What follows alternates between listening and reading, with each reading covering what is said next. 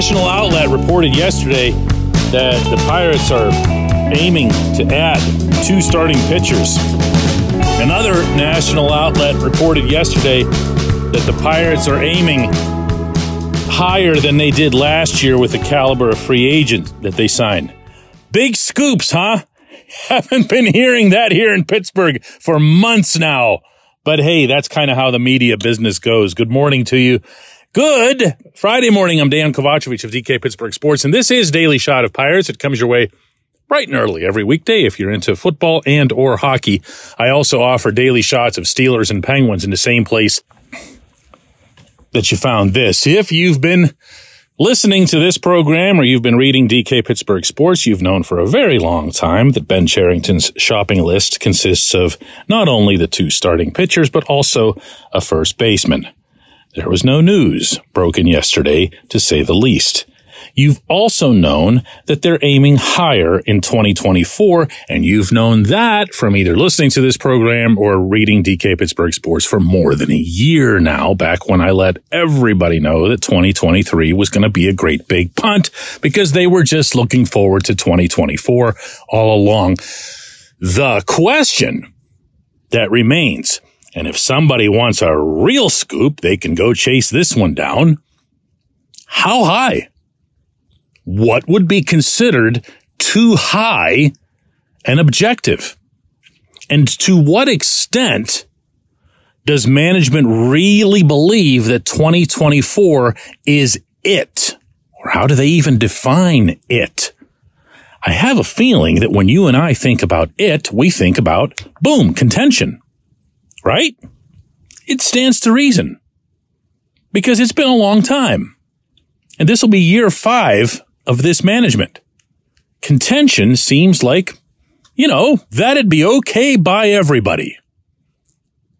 But can you realistically forecast, much less build into the concept of contention, if you aren't there yet? Forget win totals. Everybody gets lazy and reduces these things to win total arguments. The Pirates just improved by 14 games over the previous season. Big whoop. The previous season was an epic catastrophe. It's nice to improve. It's nice to go in the right direction for once instead of the wrong direction. But it doesn't mean that, you can do 14 games just by, adding the same types of players. That's why they're looking for a higher grade. And that's also why I strongly suspect that every time I mention on this show that the Pirates are going to try to bring Carlos Santana back and that Santana wants to come back and that I'm actually in favor of that, everybody wants to bite my head off because that was what was done last offseason. This season should be about shooting higher. Well, the first basemen, plural, that are out there aren't really a whole lot higher of a bar than Santana. The difference is Santana really wants to play in Pittsburgh, and he's going to do so, if he signs, for nowhere near as much money, which would theoretically free you up to sign both more and better pitchers, which then takes the question that I'm asking as the theme today to just the pitching, meaning how high is Cherington going to aim? How high should he aim as it relates to the pitching? We've been over who they have. We've been over who they've got coming. If you're going to sign 2 starting pitchers, and they're going to be impact guys, they're not going to be roster filler. And when I say that, my own definition of that is at least in a normal rotation, not in Pittsburgh's rotation, but in a normal one, a good one that's got a lot of depth, a lot of talent. They should be, you're not going to like this, but they should be a 4 at the worst.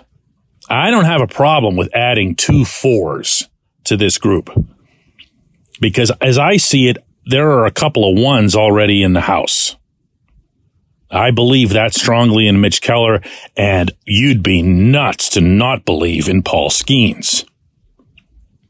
So if you can cobble together just one other pitcher out of all these pitchers that Oscar Marin has turned into soft tossers, if you can just get one of them to throw hard again, you'd have something with a couple of fours. You'd actually have a really nice, steady, reliable, chasm-free rotation, meaning you don't have that one guy that just every time he takes the mound, you go, oh, God, no, not him.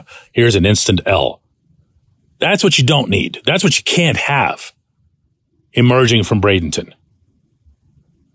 So is shooting high a couple of fours? Is shooting high really high a couple of threes? And is it doable?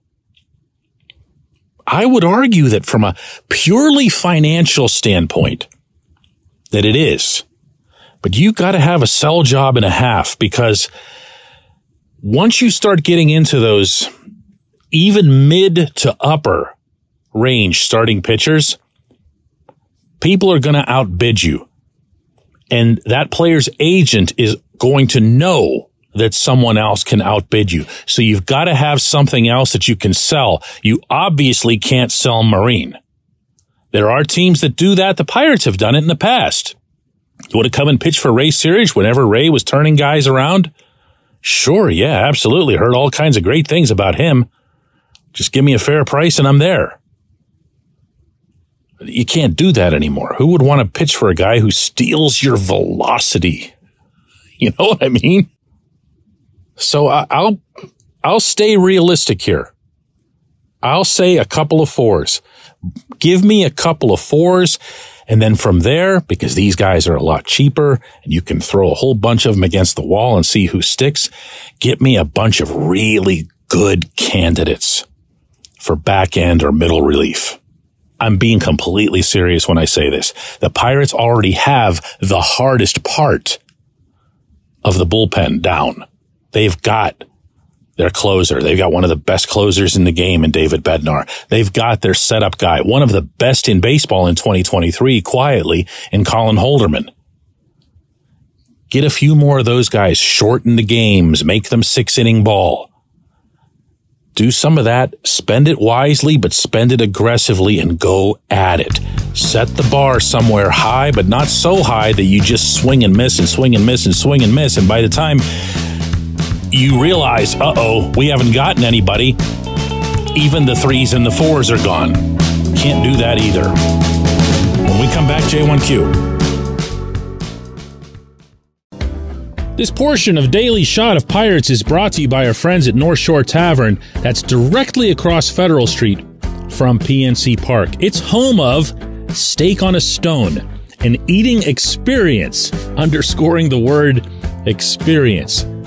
The steak is brought to you partially cooked on an 800-degree stone, and you do the rest. It's a ton of fun, it's a great meal, and it's a baseball atmosphere like no other in Pittsburgh. North Shore Tavern, right across Federal Street from PNC Park.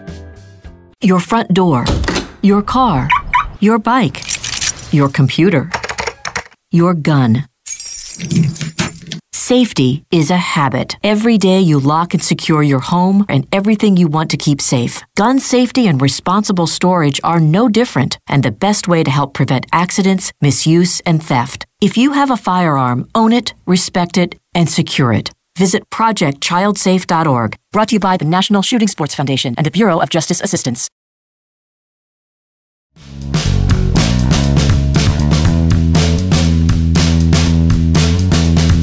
Today's J1Q comes from Alan, who says, DK, before PNC Park was built, one of the points being made by Kevin McClatchy at the time was that having a new stadium would generate a lot more revenue than what Three Rivers Stadium did, and as a result, the Pirates could compete financially with the usual suspects. How quickly did that notion prove false?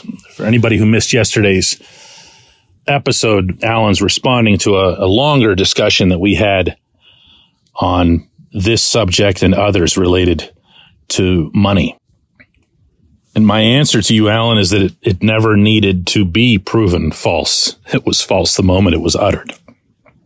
anyone, certainly someone who was an active, intelligent member of the Major League Baseball ownership community, would know where payrolls were heading, would know how imbalanced it was all about to become, and would know that the Pirates were not ever, in a non-salary cap system, going to be equipped to compete with the big boys in terms of cash. It's not a matter of being cheap. It's just that it isn't there. The revenue isn't there. Now, if you go by, there's a thing called ticket tension. That's something a sports executive in another sport once told me about. Apparently it's a term that's used really commonly in that world, where if you have a smaller venue, or you have a venue where the demand is greater than the number of tickets that are available, you create what they refer to as ticket tension. And that manifests itself ultimately into people buying more season tickets because they're afraid to miss out. FOMO, as the cool kids call it. Fear of missing out. And if you sell X number or X percentage of your seats on season tickets, you're in business. You're in great shape on so many different fronts, including your ability to staff the stadium properly, to sell other merchandise, to sell food, beer, whatever. Everything just kind of rides on autopilot. The Pirates blew that by producing a lousy baseball team in 2001. They eliminated their ability to start off the first few years of the ballpark with legitimate ticket tension, having what at the time was the second smallest stadium in the majors. Only Fenway was smaller. So it was supposed to work like that, because from there, the next thing you do with ticket tension is what? Think about it from the business perspective. Yeah, you raise prices. You jack them up. You say, hey, that was nice for the first year and thanks for your support, but we got all these good baseball players to pay. Well, they didn't. They didn't. They stunk.